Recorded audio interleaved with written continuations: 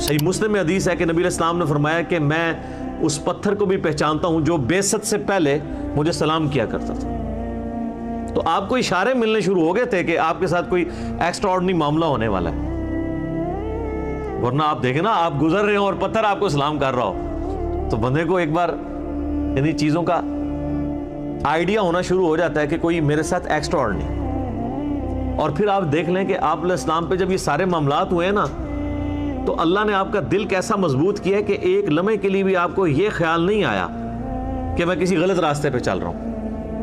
Experience واقعی پہلا تھا، اس کی وجہ سے آپ پریشان ضرور ہوئے، لیکن آپ کا کانفیڈنس کبھی لوز نہیں ہوا کہ یہ کیا ہو رہا ہے. ایسا نہیں کبھی ہوا.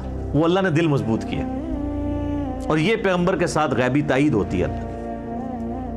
بعض اوقات پیغمبر جو ہیں وہ بچپنے میں ہی بولنا شروع کر دیتے ہیں. سورہ مریم میں آتا ہے، سورہ آل عمران کے اندر آتا ہے کہ حضرت عیسیٰ علیہ السلام جو ہیں وہ ماں کی گود میں بھی کلام کر رہے ہیں. اللہ تعالیٰ چاہے تو، اور وہ کیا کہہ رہے ہیں کہ مجھے اللہ نے پیغمبر بنایا ہے، مجھے کتاب دی ہے اور مجھے مبارک بنایا ہے، اور میں اپنے ماں باپ، میں اپنی ماں کے ساتھ حسن سلوک کرنے والا مجھے بنایا ہے. سلام ہو اس دن پر جس دن میں پیدا ہوا، جس دن میں مروں گا اور جس دن میں اٹھایا جاؤں گا. یہ ساری گفتگو کر رہے ہیں ماں کی گود میں. ان کو اللہ نے اسی وقت مبعوث کر دیا. اکثر انبیاء کو اللہ تعالیٰ نے 40 سال کی عمر میں مبعوث کیا، کیونکہ 40 سال کی عمر جو ہے نا یہ میچورٹی کی عمر ہے. حضرت موسیٰ علیہ السلام کو بھی 40 سال کی عمر میں مبعوث کیا.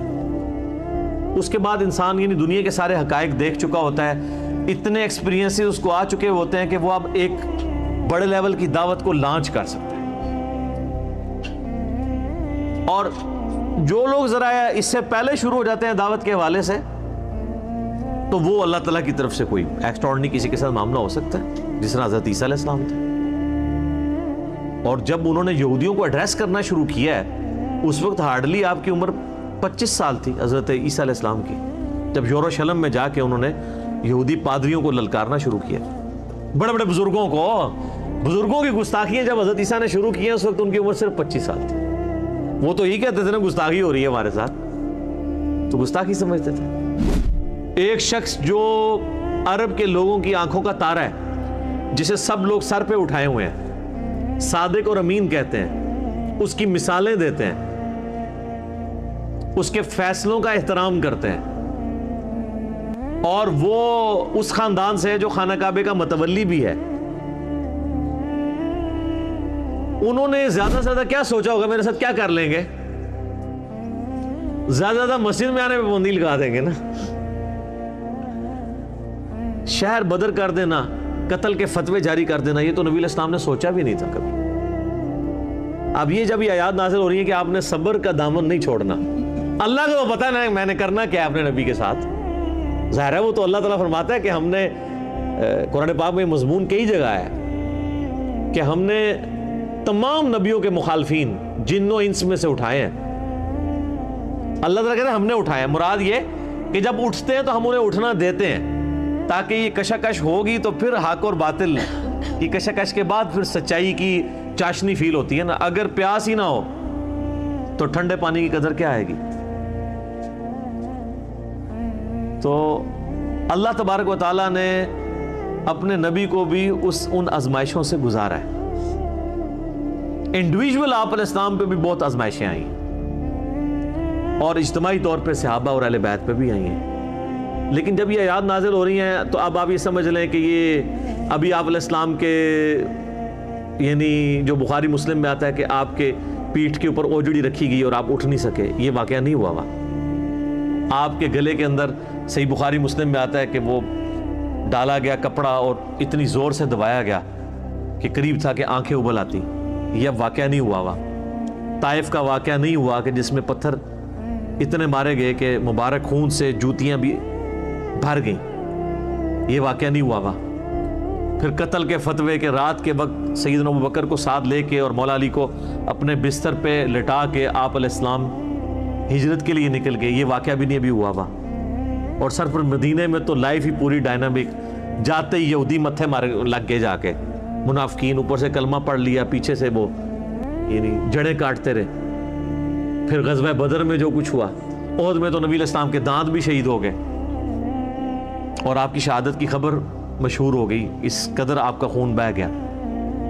خندق کے وہ موقع کے اوپر آپ علیہ السلام کو سخت سردیوں کی راتوں میں کس طریقے سے ایون صحابہ کہتے ہیں ٹوائلٹ جانا ہمارے لیے مشکل ہو جاتا تھا، سامنے سے تیر آگے لگ جاتا تھا۔ اس کے بعد پھر صلح حدیبیہ والی جو مشقت کاٹنی پڑی، اتنا پیدل سفر کر کے، پھر ایک پیس ٹریٹی کر کے واپس جانا پڑ گیا، عمرہ بھی نہیں کیا۔ پھر غزوہ خیبر والی جو ایک معاملہ آیا وہ کئی ہفتوں تک، اس کے بعد پھر فتح مکہ کے لیے 10,000 کے صحابہ کے لشکر کو لے کے نکلے رمضان کے مہینے کے اندر، ہم لوگ ادھر ایسی میں بیٹھے ہوئے ہیں۔ اور پھر ختم نہیں ہوا معاملہ، فوراً فتح مکہ کے 3-4 مہینے کے بعد قبیلہ حوازن کے ساتھ جو ہے وہ جنگ غزوہ حنین ہو گئی۔ 12,000 کا لشکر تھا، بس تکبر کے جملے نکل گئے کچھ اصحاب سے کہ ہم 313 تھے تو غالب آئے تھے، آج تو ہم ہے ہی بہت ہیں۔ تو قرآن کے الفاظ ہیں، اللہ تعالیٰ نے یقین کریں کہ اتنے سخت الفاظ کے اندر جسے کہتے ہیں نا میڑا مارتے ہوئے، تانا دیتے ہوئے بات کی ہے۔ اللہ نے فرمایا تم نے یہ بات کی، تمہیں تو کہنا چاہیے تھا اللہ کی مدد سے فتح ہوئی تھی۔ تو دیکھ لو جب تم نے یہ جملہ بولا تو دیکھو تمہیں راستہ بھی نہیں پھر ملا بھاگنے کا۔ 80 بندے بخاری مسلم میں آتا ہے نبی علیہ السلام کے ساتھ رہ گئے، صرف 12,000 میں سے 80 بندے، باقی سب بھاگ گئے۔ وہ سامنے سے تیر ہی ایسے لگے ان کو، وہ تیر کے بڑے ایکسپرٹ تھے قبیلہ حوازن کے لوگ۔